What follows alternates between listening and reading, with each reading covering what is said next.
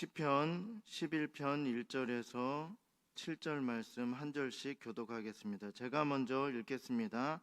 내가 여호와께 피하였거늘 너희가 내 영혼에게 새같이 내 산으로 도망하라 함은 어찌함인가. 악인이 활을 당기고 화살을 시위에 먹이며 마음이 바른 자를 어두운 데서 쏘려 하는도다. 터가 무너지면 의인이 무엇을 하랴.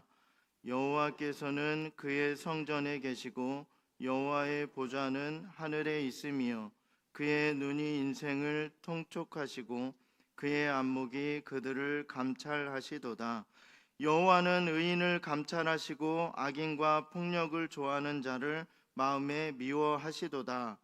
악인에게 그물을 던지시리니 불과 유황과 태우는 바람이 그들의 잔에 소득이 되리로다. 함께 읽겠습니다. 여호와는 의로우사 의로운 일을 좋아하시나니 정직한 자는 그의 얼굴을 배우리로다. 아멘. 오늘은 시편 11편 말씀으로 악인들을 심판하시는 하나님이라는 제목으로 말씀을 나누도록 하겠습니다. 오늘 말씀의 시편 11편은 다윗이 사울 왕에게 쫓기면서 죽을 고비를 여러 번 넘기는 어려운 때에 이 시를 지었다라는 것입니다. 그의 고백 속에서 하나님께서 택하신 자들에게 어떻게 역사하시고 또 도와주시는가, 이 사실을 말씀을 통해서 알 수 있습니다. 이유 없이 당하는 고난, 너무나도 억울하죠. 또 수많은 사람들의 배신, 너무나도 두려운 일입니다. 이 다윗처럼 높은 자리에 올라 있을 때 그 해야 할 일도 많고 또 하나님께서 맡기신 그 일들을 하는 것만 해도 그 시간이 모자라고 한데, 다윗은요 그 믿었던 사람들에게서 배신을 당했다라는 거예요. 그런데 다윗은요 이쯤 되면은 하나님을 원망하고 하나님 계십니까? 이렇게 그 기도의 내용이 그래야 되는데 일반 사람과 같지 않았다라는 거예요. 그의 믿음이 얼마나 컸으면 하나님 사랑합니다 이렇게 고백하고 있어요. 다윗은 다윗의 믿음을 보면서 우리는 어떻게 살아가야 되는가, 이것을 생각해 볼 수 있습니다. 시편 11편에서 말하는 하나님은 어떤 분이신가 우리가 살펴보고 또 다윗에게 역사하신 하나님을 알고 또 우리들의 삶 속에서 하나님께서 어떻게 역사하시는가, 이것을 오늘 말씀을 통해서 생각해 보는 시간을 갖도록 하겠습니다. 먼저는요, 하나님께서는 성전에 계신 분이시다 이렇게 고백하고 있습니다. 4절을 보면요 이렇게 말씀합니다. 여호와께서는 그의 성전에 계시고 여호와의 보좌는 하늘에 있으며 그의 눈이 인생을 통촉하시고 그의 안목이 그들을 감찰하시도다. 여호와께서 그의 성전에 계시다.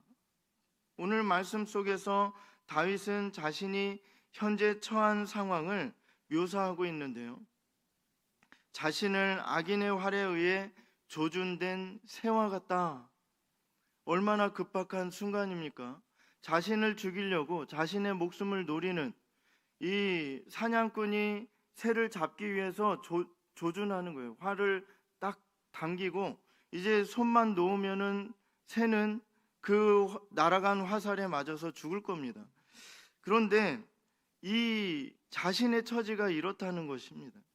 다윗은요 그 자신을 죽이려고 하는 그 자신을 새에 비유를 하면서 조준된 새와 같다, 활 시위에 조준된 새와 같다 이렇게 말하고 있습니다. 주변 사람들은요 다윗에게 이제 곧 화살에 의해 죽게 되었으니까 빨리 도망가라 이렇게 말하고 있어요. 어디로 도망갑니까?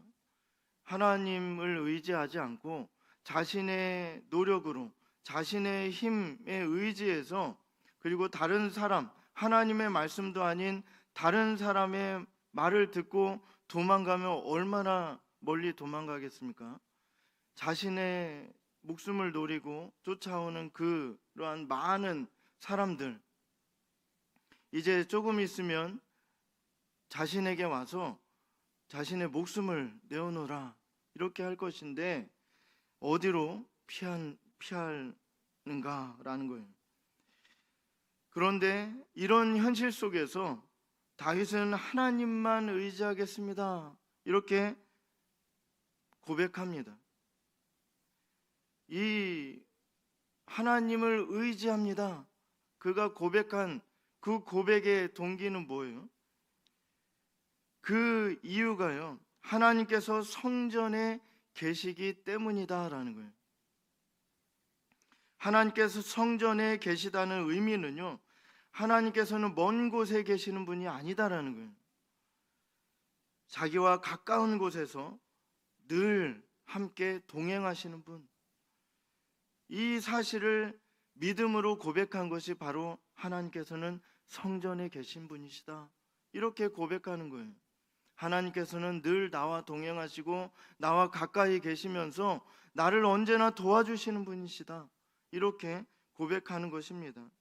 이렇게 고백한 다윗의 고백과 같이 오늘 예배하는 이 성전에 계신 하나님을 기억하고 믿고 사랑하고 의지하는 우리 모두가 되길 원합니다. 하나님의 백성들이 되길 원해요. 하나님만 믿고 하나님께서 이곳에 계시고 우리와 항상 가까이 계시고 어떠한 순간에서라도 하나님께서는 늘 나와 동행하시는 분이시다 이 사실을 믿는 다윗은요, 이 사실을 믿었어요. 하나님께서는 가장 가까운 곳에 계시고 역사하시는 능력의 하나님이시다라는 거예요. 다음으로 볼 것은요, 하나님께서는 성도들을 감찰하신다라는 거예요.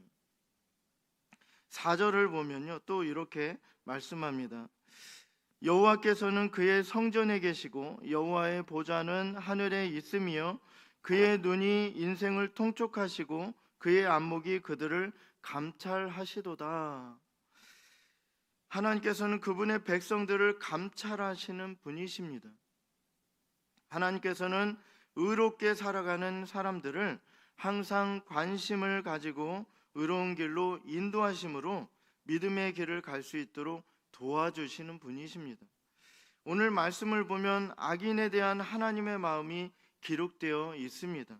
악인은 미워하시고 그 미움의 결과로 그물을 던져서 불과 유황과 태우는 바람이 그들의 소득이 될 것이다 이렇게 선포하시고 계십니다. 이 말씀은요, 바로 하나님께서 악인들을 심판하신다는 뜻이에요. 얼마나 무서운 말씀입니까? 그냥 그 모든 것을 다 알고 계신 분, 그리고 알고 계실 뿐만 아니라 심판하시는 분이시다는 그 행위에 대한 대가를 곧 받게 하신다는 거예요. 나쁜 일을 했으면 나쁜 마음을 품은 것까지도 다 알고 계신다.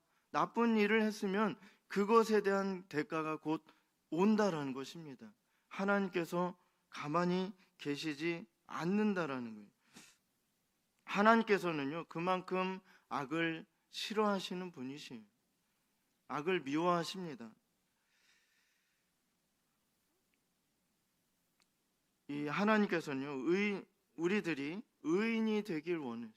의롭게 사는 그 삶을 원하신다라는 거예요. 하나님 말씀대로 순종하는 것, 하나님께서 하라고 한 그 선한 행위들을 하는 것, 선한 마음을 품고 그렇게 살아가는 것. 다윗처럼요, 누가 이렇게 그 자신에 대해서 나쁘게 한다고 해도 그대로 자신의 힘으로 그렇게 갚으려고 하지 않았어요.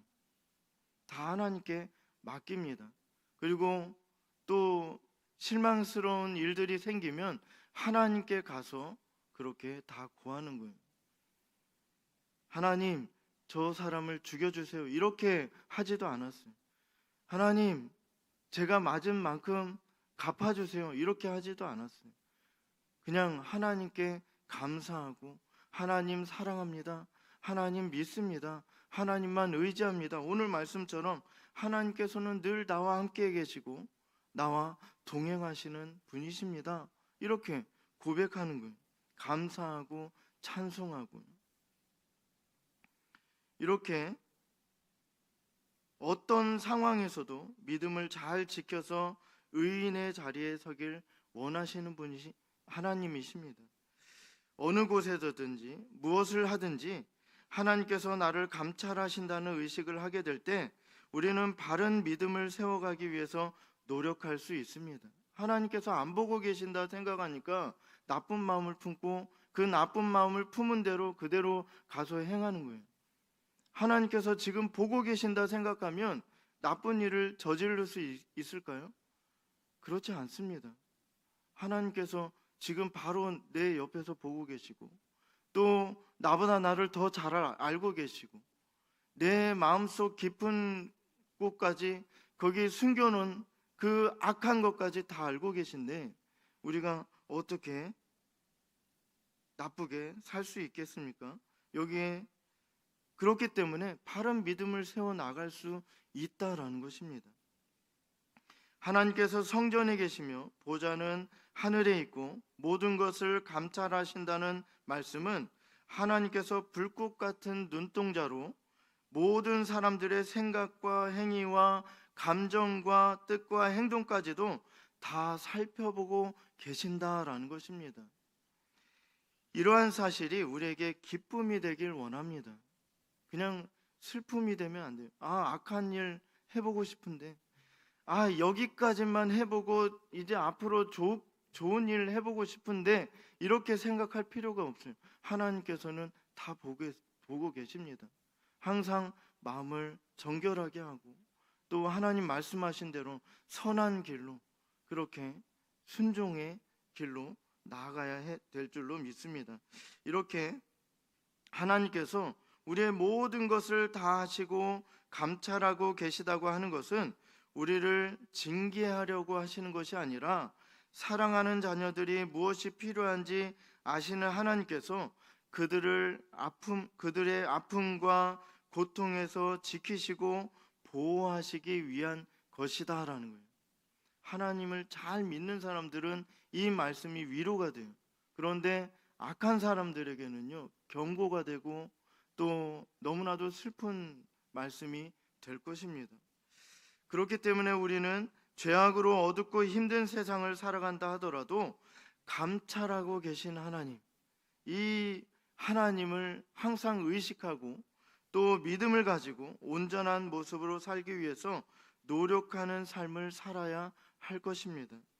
또 살펴볼 것은 하나님께서는 정직한 자를 만나주신다라는 것입니다. 7절은 이렇게 말씀합니다. 여호와는 의로우사 의로운 일을 좋아하시나니 정직한 자는 그의 얼굴을 배우리로다. 아멘. 정직이라는 말은요 성경의 말씀이 기준이 되는 거예요.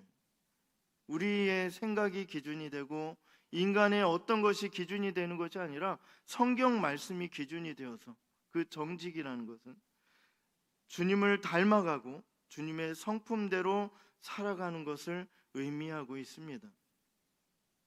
하나님과 말씀과 멀어질수록 죄와 점점 가까워지게 됩니다. 하나님을 멀리하면 멀리할수록 죄와 가까워지는 거예요. 선하게 살 수가 없어요.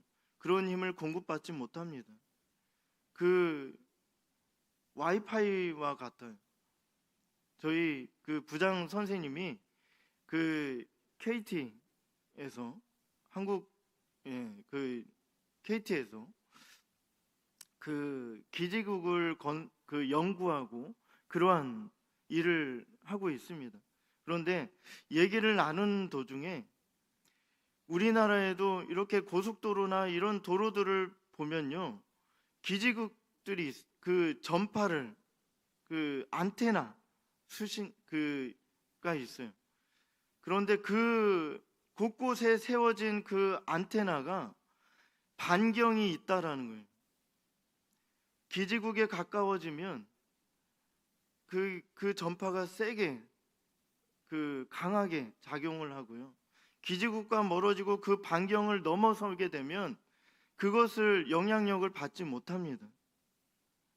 이 얘기를 하면서 우리가 하나님과 가까워져야 되겠다. 가까우면 가까울수록 복도 더 많이 받고 하나님과 멀어지면 멀어질수록 은혜도 덜 받고 결국 하나님과 완전히 끊어지게 되면 그 은혜를 계속해서 공급받을 수 없겠구나, 이 얘기를 했어요. 오늘 말씀도요, 우리가 항상 하나님과 가까이 하길 원하고 또 항상 하나님과 함께 할 때 우리가 은혜를 계속해서 공급받을 수 있게 되는 것입니다. 가까이 할 때 더 많이 받고요. 그러나 하나님과 멀어질수록 우리는 죄와 더 가까워지고 결국 죄를 짓게 되는 것입니다. 그러나 세상과는 점점 멀어지고 하나님과 점점 더 친밀해질수록 하나님과의 깊은 교제 속에서 신령한 은혜를 경험하게 되고 또 결국 주님을 점점 닮아가게 되는 것입니다. 우리는 하나님과 친밀한 교제를 통해서 하나님을 날마다 뵙고 또 베푸시는 은혜와 능력을 체험하며 살길 원합니다. 하나님을 믿고 진리의 길을 가는 성도로서 믿음을 지키는 일은 참으로 중요한 일입니다. 악인들은 믿는 자들을 넘어뜨리려 하지만 하나님께서 악인들을 벌하시고 주님의 백성들을 지키실 것입니다. 그렇기 때문에 죄악된 세상을 살아가는 성도들에게 있어서 그들이 가져야 될 것, 성도들이 가져야 될 것은요, 믿음입니다. 하나님께 대한 믿음. 그렇게 고난 앞에서도 자신 있게 하나님을 고백한 하나님의 사랑을 고백하고 하나님께 찬양하고 또 하나님만 믿습니다, 이렇게 고백한 다윗의 믿음을 보면서 고난 가운데서도 흔들리지 않고 항상 승리의 삶을 살아가는 우리가 되길 원합니다. 하나님께서 우리와 항상 함께 계십니다. 하나님께서는 고난 가운데 있는 성도들의 기도를 들어주시고 응답하시는 은혜의 하나님이십니다. 다윗과 같이 고난 가운데서도 원망이 아니라 하나님께 대한 감사와 사랑을 고백하는 믿음을 소유하는 우리 모두가 되기를 간절히 소망합니다.